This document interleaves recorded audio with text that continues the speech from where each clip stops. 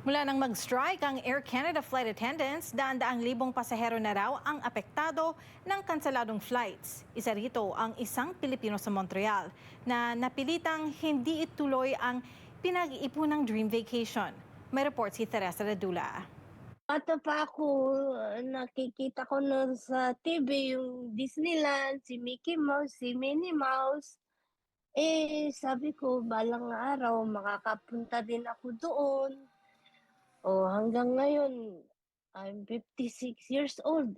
Siyempre excited din ako. Nakaimpake na ang mga maleta at coordinated outfits. Kasado na rin ang accommodation at rental vehicle.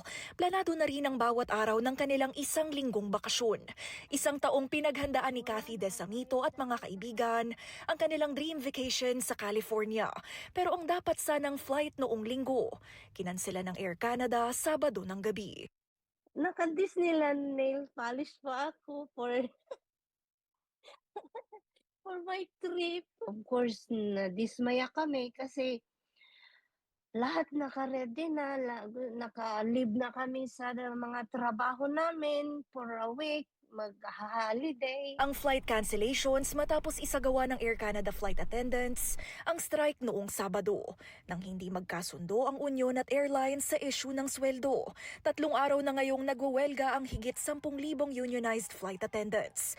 At ayon sa Air Canada, nasa 500,000 customers na ang naaberya ang biyahe. Nauunawaan man ni Desamito ang hiling ng mga manggagawa. Mahirap pa rin daw isiping hindi natuloy ang pangarap na bakasyon. Minsan may part-time kami, Sabado, Linggo, 7 days a week may trabaho. Minsan double job, minsan may triple job in one day. Itinuturing mangwala sa kontrol ng airline ang strike. Ayon sa Airline Passenger Protection Regulations, kailangang siguruhin ng airline na makararating ang pasahero sa kanilang destinasyon o bigyan sila ng refund. Sina Desamito, pinili ang refund sa halip na rebooked flight sa Miyerkules. Yung balik namin na naka-book is 24, di 2 days na lang kami doon sa California. Sayang naman yung araw.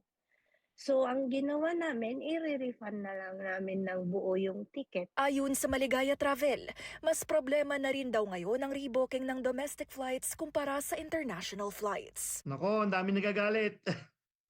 Yung mga passengers namin, kasi hindi lang naman yung mga papaalis ang apektado, kundi yung mga pabalik. Right? Itong isang airline, full na. In fact, sinara na yung portal para makapag-booking kami. So, meaning nag-scramble kami ngayon to get them other available flights. Payo ni Rodriguez sa mga naaberyang biyahero, makipag-ugnayan sa mga bibisitahing atraksyon, rental vehicle company o accommodation at ipaalam ang sitwasyon. I urge them to do that right away. Wag na sila maghintay. Ayon sa Toronto Airport, kanselado na raw ang lahat ng Air Canada flights hanggang Martes ng hapon. Malaking panghihinayang man ang hindi natuloy na bakasyon. Determinado si Desamito na mararating pa rin ang Disneyland sa susunod na taon. Teresa Redula, Omni News, Toronto.